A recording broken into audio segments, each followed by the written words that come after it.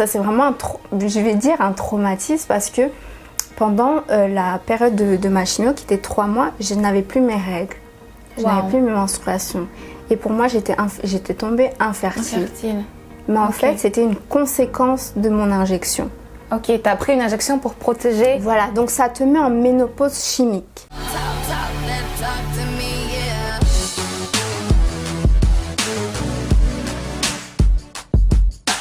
Oh hey, how you doing? Comment ça va? Bienvenue au Woman Talk, That Talk, discussion entre femmes. Aujourd'hui, on va parler du lupus, une maladie très peu connue. C'est la maladie qui s'attaque aux différents organes du corps et on dit aussi que 90% des cas diagnostiqués sont des femmes. Donc un sujet qui ne peut que nous intéresser. Et aujourd'hui, je veux avoir cette discussion avec Maëva Vincent, atteinte elle-même de la maladie, qui a décidé de créer sa page, sa plateforme pour aider les autres et à sensibiliser un plus grand nombre de personnes. Donc, sans plus attendre, mesdames et messieurs, Maëva. How you doing, Maëva? Ça va et toi? Ouais, ça va, merci. Super. Bienvenue au Woman Talk, That Talk. Merci beaucoup. Alors, juste avant de commencer cette discussion avec Maëva, je vous invite à vous abonner à notre chaîne si ce n'est pas encore le cas, de partager cet épisode que je suis sûre va en intéresser plus d'un.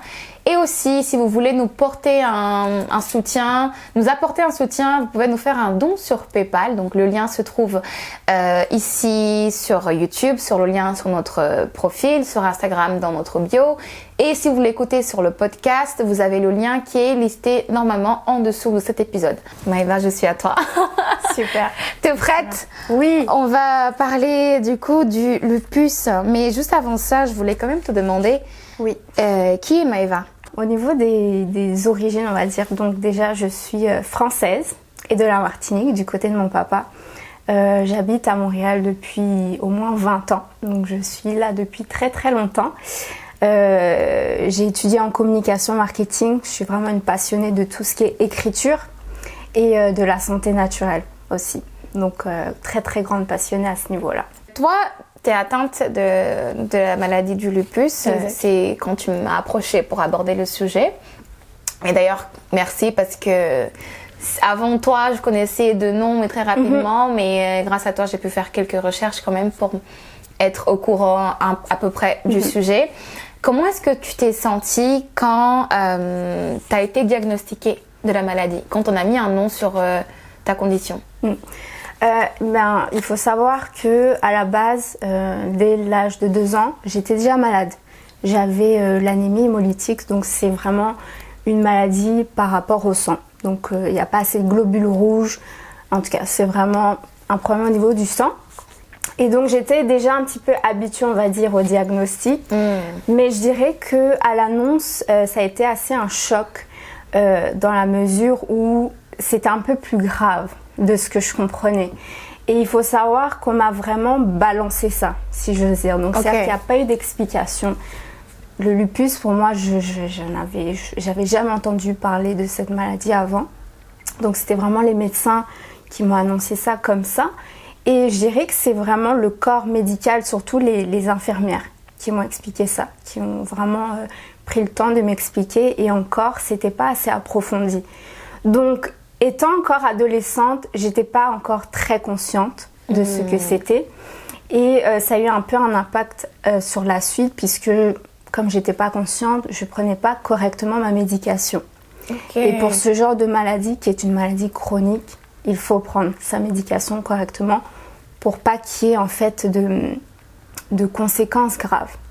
Donc j'étais à moitié consciente et ça a été quand même un choc, mais voilà, on va dire que c'est à peu près ça. C'était un choc que tu n'as pas compris tout de suite. C'est-à-dire, oh mon Dieu, j'ai le lupus. Ah, mais ça ne doit pas être si grave parce que je peux continuer à vivre ma vie. Exact. C'est ça, ok. C'est que je ne connaissais pas l'ampleur de cette maladie, qui est une maladie quand même, je ne vais pas dire grave, mais il faut vivre avec au quotidien. Il y a différents stades, mais il faut faire attention. Et en fait, à cause de ce manque d'information, cette lacune, j'étais pas complètement consciente. Donc je n'évaluais pas la gravité de la situation. Exact. Ok. Avant d'être diagnostiquée, mis à part le fait que tu étais anémique, Exact. tu n'avais finalement jamais entendu parler de la maladie en fait. Jamais. D'accord. Donc franchement, c'était la première fois que j'entendais cette maladie.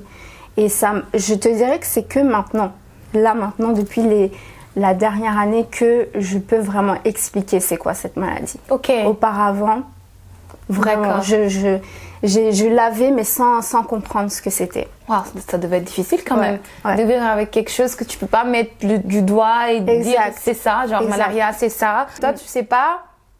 Exact. Et personne comment est-ce que tu as fait pour aller trouver plus d'informations à l'époque où c'était le moment où tu t'es rendu compte que finalement il fallait prendre tes médications, donc il y a eu un événement qui a tout déclenché pour que tu puisses prendre cette conscience? Alors en fait, exactement, c'est parce qu'il y a eu des événements, j'ai eu des hospitalisations.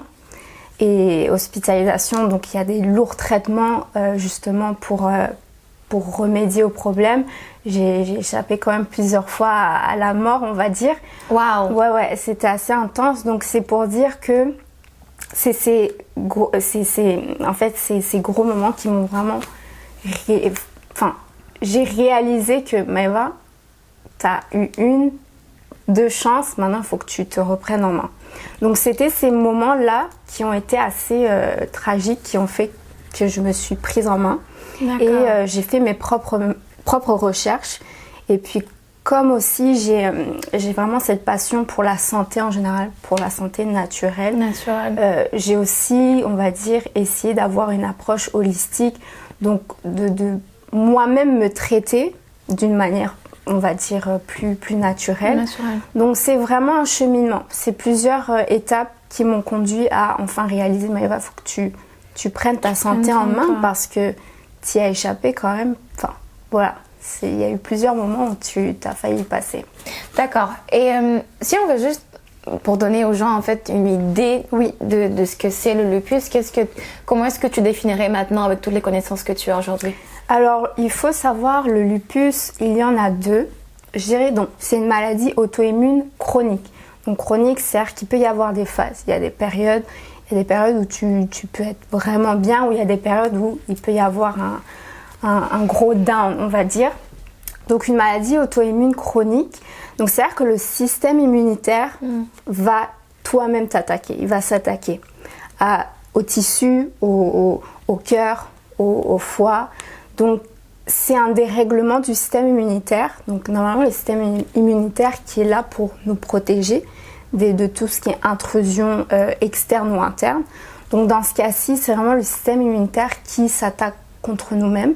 Donc ça peut être, comme tu l'as dit en introduction, au niveau des organes internes, au niveau de la peau. Donc il y a le lupus discoïde qui est plutôt au niveau de la peau, et le lupus systémique qui va plutôt s'attaquer aux organes. D'accord. Donc quand il s'attaque aux organes, c'est un peu plus grave. Donc c'est là qu'il doit y avoir une médication quand même quotidienne. D'accord. Donc il y a différents lupus. Et toi, qu'est-ce que ton lupus à toi, il t'attaque est-ce que c'est, t'as dit, j'ai oublié, systémique, et l'autre c'est discoïde. Le discoïde. Donc toi, c'est discoïde ou c'est systémique?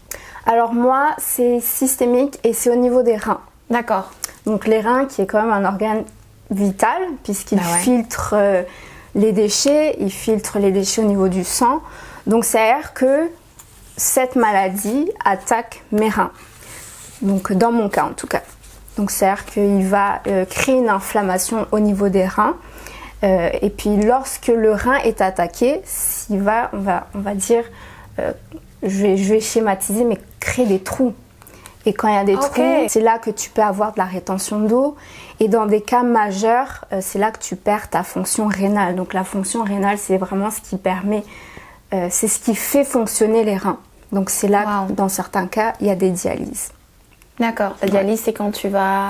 Voilà, quand tu te fais, en d'autres termes, pomper. Enfin, il y a cette machine qui pompe tout ce qui est eau et qui vient filtrer.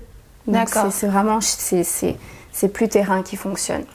Ok, d'accord. Toi, t'es jamais arrivée à Non, Dieu merci. À ce stade-là. Voilà, ok. Non. Donc toi, le traitement que tu as aujourd'hui, qu'est-ce que tu prends des médicaments au quotidien? Alors, je suis passée à travers énormément de traitements. J'ai eu de la chimio en été 2020. Donc ça, de la chimio carrément. Ouais. Ok. Il faut savoir qu'il y a différents types de chimio. Dans mon cas, c'était vraiment une chimio, on va dire, bas grade. Mais voilà, j'ai quand même une chimio. Donc une chimio, ça va vraiment venir attaquer autant les cellules, les bonnes cellules que les cellules, on va dire, malades. Donc j'ai eu ça. Et puis, depuis l'annonce du lupus, j'ai toujours un traitement quotidien. Donc le matin et le soir. Pour venir vraiment protéger les reins. Donc dans ma médication, il y a des médicaments qui vont réduire l'inflammation, c'est ce qui attaque les reins, et j'ai des médicaments qui vont venir protéger en tant que tel les reins et réduire mon système immunitaire. Donc c'est pour ça que les personnes qui ont un système immunitaire plus affaibli, les personnes qui ont le lupus, doivent faire très attention justement aux virus, aux maladies ou autres, parce qu'on est beaucoup plus susceptible d'être malade en tant que tel. Ouais. Okay. Surtout aussi à cause de cette médication. D'accord. Ouais. Parce que finalement, tu prends des médicaments pour réduire pour diminuer ton système immunitaire, alors que généralement les gens veulent renforcer leur système immunitaire pour se protéger en fait des virus, des maladies quelconques. Exact. Parce que c'est cette activité qui crée, enfin c'est très bizarre, mais c'est parce qu'il y a une trop grosse activité, il y a une inflammation et les médicaments vont juste dire au système immunitaire calme-toi. Donc ça vient réduire. Okay. Mais en même temps, c'est ce système immunitaire qui nous protège. Donc c'est vraiment, c'est pas facile, c'est très spécial. D'accord. Et je pense que ça doit être particulier. À chaque cas doit être différent. Ça doit pas être. Exact. Il y a des personnes qui vivent très bien avec le lupus. Il y a des personnes où c'est un peu plus grave. Dans mon cas, franchement, je me sens pas du tout malade. Si ça n'est au niveau des analyses, c'est surtout aux analyses qu'on va voir. Ok, l'activité du lupus est un peu plus élevée que d'habitude, mais au quotidien, je dirais dans ces dernières années, ça se passe très bien. Je vis ma vie très bien. Normalement. Voilà, c'est sûr au début, quand on m'a annoncé, il y a eu des symptômes. Donc j'ai eu par exemple des douleurs articulaires, de la rétention d'eau au niveau des jambes. Donc il y a eu quelques symptômes, mais je dirais que depuis la dernière année, j'ai pas l'impression d'être malade en tant que telle. Ouais. Est-ce que c'est passé grâce au fait que tu te soignes de façon naturelle, ou c'est plutôt parce que tu suis ta médication traditionnelle et à la lettre? Je pense que c'est vraiment un mélange des deux. C'est autant suivre sa médication qui, dans ce genre de lupus au niveau des reins, est très importante. Ma prise de conscience aussi, le mental, c'est une chose très importante. Donc une personne qui va s'apitoyer sur son sort, elle va rester malade. Une personne qui accepte et qui décide d'en faire une force, ça, c'est vraiment une combinaison. Donc je dirais que c'est vraiment autant, certes, ma médication, ma prise en main de ma santé, donc aussi une bonne alimentation, parce que l'alimentation joue énormément sur l'ensemble des maladies. C'est fou, hein? Auto-immunes. Ce qu'on mange, ça peut être très toxique pour notre corps. Donc je fais très attention, je m'entraîne et puis j'ai une bonne mentalité. Donc c'est vraiment un cocktail. C'est pas juste les traitements traditionnels, on va dire. Ouais. J'avais une petite curiosité. Est-ce que tu avais, parce que j'avais vu une vidéo sur YouTube, un médecin à Bruxelles, je serais incapable de dire tout ce qu'elle a dit parce qu'il y a beaucoup d'informations, mais elle disait qu'en fait il y avait des gens qui avaient le truc du papillon au niveau des joues. Est-ce que toi tu as eu ça? Oui, alors le fameux masque du loup, exact, d'où en fait ça vient du lupus. Si je me souviens bien, donc c'est en latin, qui veut dire masque, enfin loup. Oui, je l'ai, ça dépend des périodes. Je l'ai eu au début, je l'ai quand j'ai des lourds traitements et je peux l'avoir quand il y a beaucoup de soleil, parce que les personnes qui ont le lupus ont une photosensibilité très accrue, ce qui fait qu'on peut être très rouge ici. Il y a 2 ans, je pense, je suis partie en Martinique et j'étais rouge ici, vraiment, même au niveau des bras. Donc on réagit très fortement, c'est pour ça qu'il est très important de mettre de la crème solaire, porter un chapeau.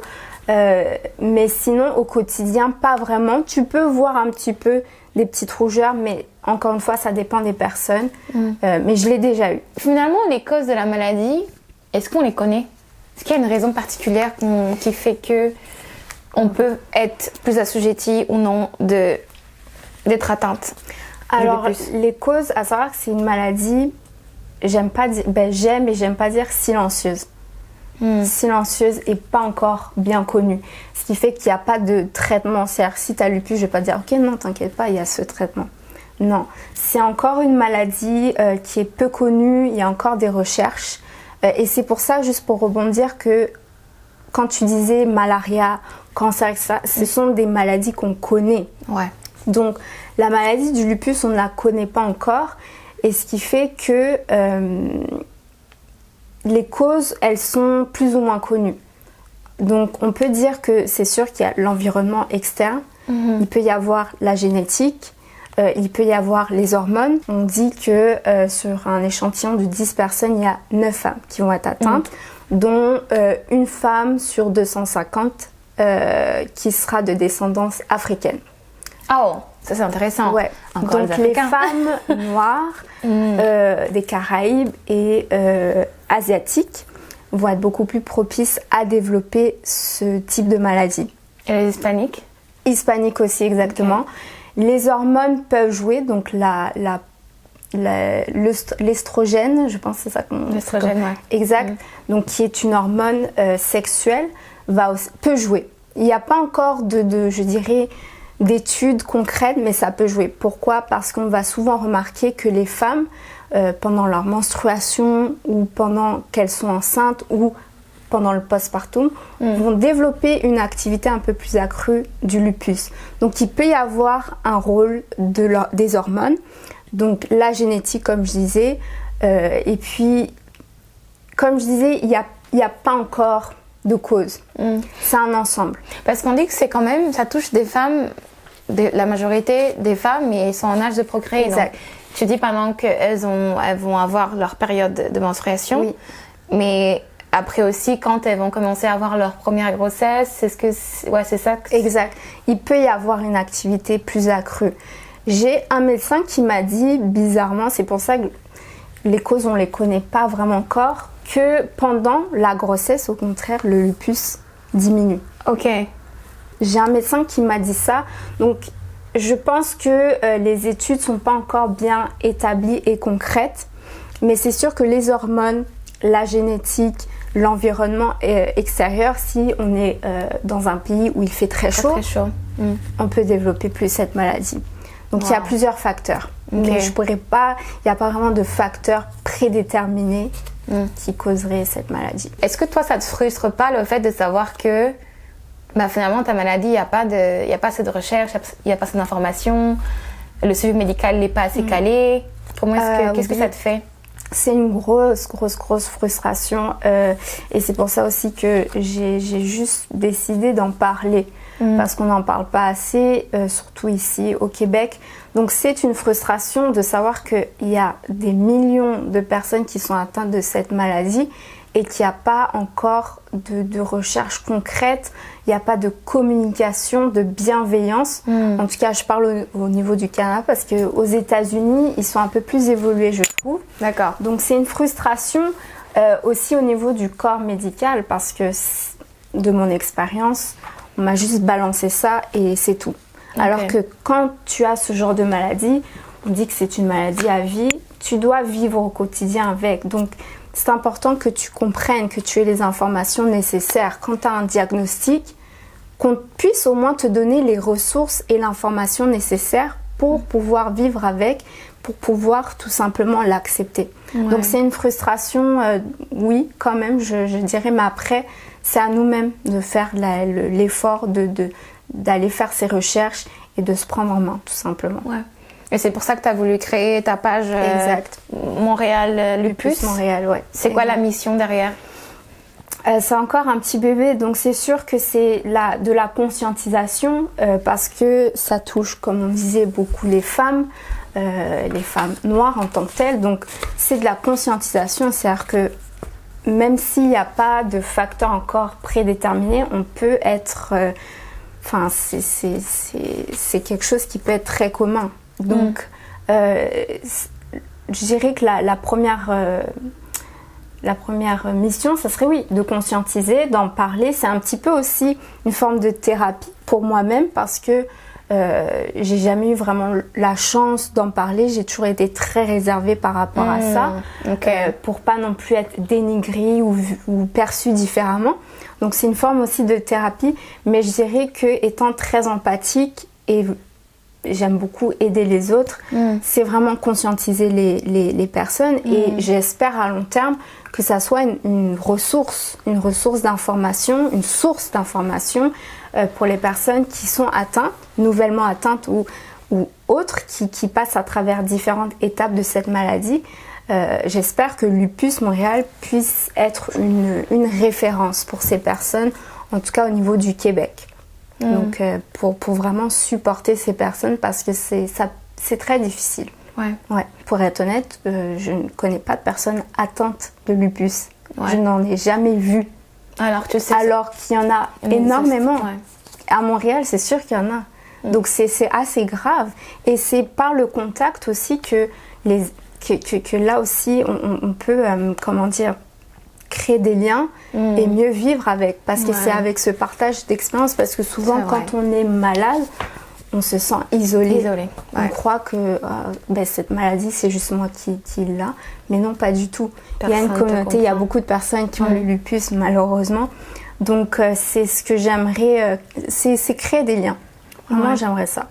Non, donc tu as un très beau projet par la suite. Est-ce que tu souhaites le transformer en association? Est-ce que tu souhaites faire une fondation? C'est quoi tes projets comme ça le plus fou? Oui, l'idéal, ce serait vraiment de partir une association. Je sais que c'est pas forcément facile au Québec au niveau du financement. Donc ça reste quand même une décision assez majeure. J'y réfléchis, mais c'est sûr que l'idéal, ça serait ça. Je veux investir aussi beaucoup en moi. Donc j'aimerais par exemple entamer des formations en santé naturelle pour pouvoir éventuellement accompagner ces personnes. Donc c'est vraiment une combinaison, mais dans l'idéal, ce serait de me former moi-même, puisque je suis atteinte de cette maladie, donc je sais quels sont les besoins, quelles sont les questions, ce que la personne a besoin de savoir. Et puis oui, à long terme, j'aimerais vraiment créer une association, créer aussi des conférences, des ateliers. En tout cas, vraiment créer une communauté. Qu'on brise ce tabou et puis qu'on en parle. Est-ce que tu penses que c'est un tabou? C'est plutôt le fait que les gens, comme ils connaissent pas, on n'entend pas assez souvent parler, du coup, tu prêtes pas forcément attention, quoi. Tu te dis, il y a plus grave. Tu vois. Exact. Je dirais exact. Tabou, peut-être pas. C'est juste un manque d'information. Un cruel manque d'information pour une maladie qui touche énormément de monde. Franchement, jusqu'à maintenant, je comprends pas. Mais exactement, c'est ce manque d'information et c'est ma mission. Quand tu es en couple, est-ce que tu le dis? Oui, absolument. Il faut être transparente, ça fait partie de moi. C'est pas, je veux dire, j'ai pas choisi. Donc, c'est sûr, oui, quand tu es en couple, c'est sûr qu'il faut le dire parce que aussi cette personne va être là pour t'épauler. Dans mon cas, c'est ce qui a été le cas. Donc, la personne avec qui je suis a été là constamment, donc pendant ma chimio, etc. Donc, c'est très important d'en parler. Et puis, si la personne n'accepte pas, voilà, tout ça. Donc, oui, c'est même très important de le dire. Au travail? Au travail, je suis super discrète. Parce que c'est sûr que c'est une maladie. Quand tu es malade, tu n'as pas envie qu'on te voit d'une certaine manière. C'est sûr que je dois en parler parce qu'il y a des rendez-vous médicaux.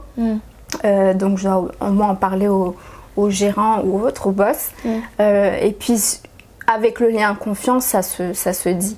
Mais c'est sûr qu'au travail, j'ai toujours eu un peu plus de mal à le dire. Mais maintenant, je pense comme je l'accepte, franchement, j'ai pas de problème. J'ai pas de problème à en parler. Au contraire.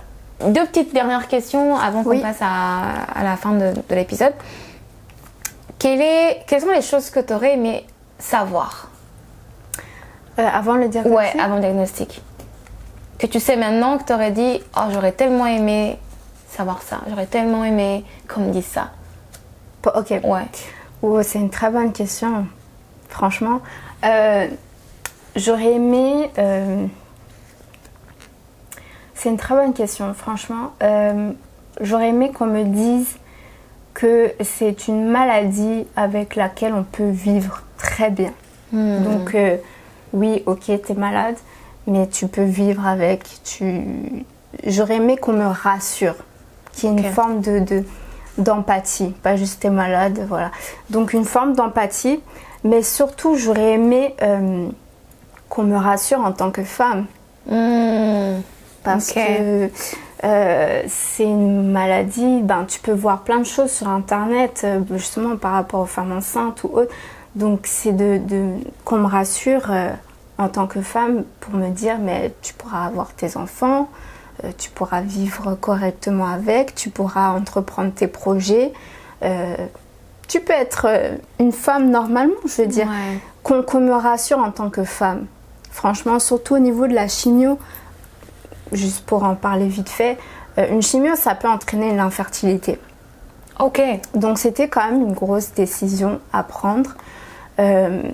Donc, même pendant la chimio, on m'a pas expliqué. On m'a juste dit, tu peux tomber infertile. Donc, même ça a été une grosse source de stress. On m'a pas du tout rassurée. Wow. Et j'ai pris en fait des injections en tant que telles pour protéger les ovaires, etc. D'accord. Et ces injections, ça c'est vraiment un traumatisme parce que pendant la période de ma chimio qui était 3 mois, je n'avais plus mes règles, je n'avais plus mes menstruations. Et pour moi, j'étais tombée infertile. Mais en fait, c'était une conséquence de mon injection. Ok, tu as pris une injection pour protéger. Voilà, donc ça te met en ménopause chimique.